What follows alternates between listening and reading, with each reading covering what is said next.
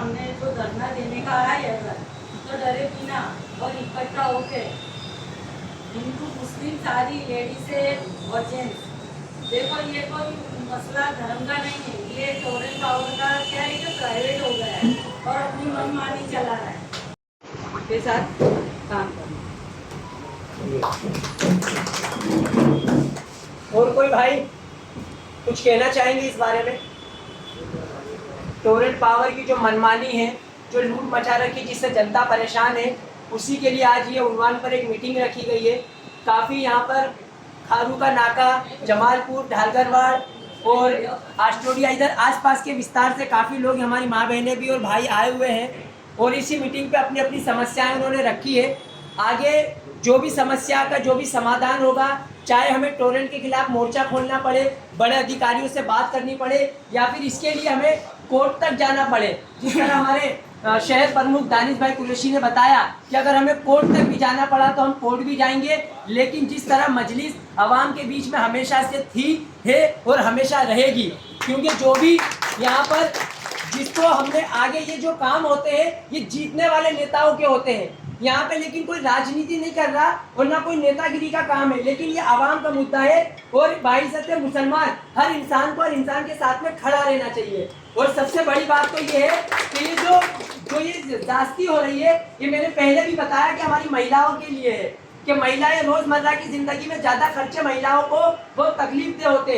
आज अगर काम धंधे पर भी इंसान जाएगा तो 500-1000 रुपए से ज्यादा की दहाड़ी नहीं होती है, उसमें लाइट बिल भरना, बच्चों की पढ़ाई करना, ये एक बेसिक बहुत महत्व का मुद्दा है। जो हमारे वोट लेकर जीत गए और जीतने के बाद में विधानसभाओं की कुर्सी पर भी जाके बैठ गए, उनकी यहाँ कानों में भी और बालों में जूं तक नहीं रेंगेंगी हमारे लिए और नहीं कई बहनों ने बात बताई टोरेंट पावर की जांच के बारे में। दानिश कुरैशी, ऑल इंडिया मजलिस इत्तेहाद मुस्लिमीन अहमदाबाद सिटी प्रेसिडेंट। देखिए, दिक्कत ये है कि लोकतंत्र में हम लोगों का जो काम था वो लोकतंत्र में लोगों की बात करना, लोगों की परेशानियों की बात करना, उसकी वजूहात और उसकी पेशकश करना, ये हमारे ज़िम्मे था। अब आप देखिए वर्तमान जो परिस्थिति है, किसी ज़माने में अहमदाबाद इलेक्ट्रिक कंपनी हुआ करती थी और उस इलेक्ट्रिक कंपनी को उस वक्त की एफिलेटेड कांग्रेस की जो सरकार थी उन्होंने इनको हैंड ओवर कर दिया। अब दिक्कत आगे ये खड़ी कि उसके बाद सरकार बदल गई, भारतीय जनता पार्टी का शासनकाल आया तो वापस ये मिल गए, इधर एक तरफ पक्ष है और दूसरी तरफ विपक्ष है। अब देख लीजिए इतने सालों में एक भी बार विधानसभा के अंदर में एक अल्फाज टोरेंट पावर की जुल्म और ज्यादती के खिलाफ नहीं बोला गया। वो ये इस बात का सबूत है कि आम आवाम के लिए सत्ता पक्ष और विपक्ष, सत्ता पक्ष की तो बात ही छोड़िए, लेकिन विपक्ष जो ठेका लेके चल रहा था वो भी कहीं ना कहीं नदारत नजर आता है। और ये आप देखिए जिस तरीके से आप बॉन्ड की बात की जाए, इलेक्ट्रो बॉन्ड, तो इलेक्ट्रो बॉन्ड के अंदर में आप देख लीजिए जो सारी कॉर्पोरेट कंपनियां जो हैं धन्ना सेठों की मैं इसलिए कहता हूं कि टोरेंट पावर भी उन्हीं एक धन्ना सेठों में से एक है। तो ये जब इलेक्ट्रो बॉन्ड लेके बैठे हैं तो फिर ये आवाम के लिए, देखिए इसकी परेशानी तो मुझे भी है, इसकी परेशानी तो आपको भी होगी, इसकी परेशानी हर एक आदमी को है। आज के दौर में आलम ये है कि मतलब एक 10,000 कमाने वाला आदमी वो कैसे अपने बच्चों की परवरिश करेगा, वो कैसे अपने घर पे भी बच्चों को खिलाएगा। और उसके बाद जिस तरीके से टोरेंट पावर के बिल आ रहे हैं उनको देख के तो कहीं ना कहीं ऐसा लगता है कि हर रोज हर एक लम्हे कर्ज बढ़ता जा रहा है। देखिए प्रोटेस्ट को लेके हम लोग अपने तरीके से जो उसकी जो कानूनी प्रक्रिया है उसका प्रोसेस करेंगे और आर्टिकल ऑफ मेमोरेंडम देंगे। सरकार जो सो रही है घोर निंद्रा में उसको और विपक्ष को दोनों को जगाने की कोशिश करेंगे। जो जुमे के दिन 3 बजे 23 अगस्त को।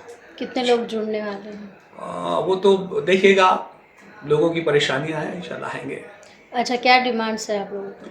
डिमांड ये है कि इसमें जिस तरीके के चार्जेस वसूले जा रहे हैं उन चार्जेसों को हटाया जाए।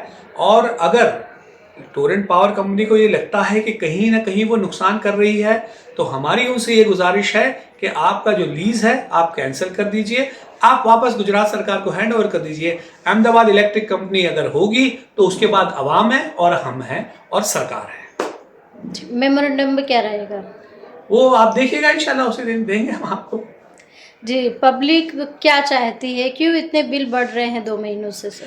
देखिए, पब्लिक ये चाहती है कि सरकार स्वरूपी जो ताकत है वो अच्छे लोगों के लिए अच्छा काम करे, लेकिन दिक्कत आके ये खड़ी है कि चुनाव का जब वक्त आता है तो भरमाने की राजनीति इस तरीके से सत्ता पक्ष करता है, उसी तरीके से विपक्ष करता है।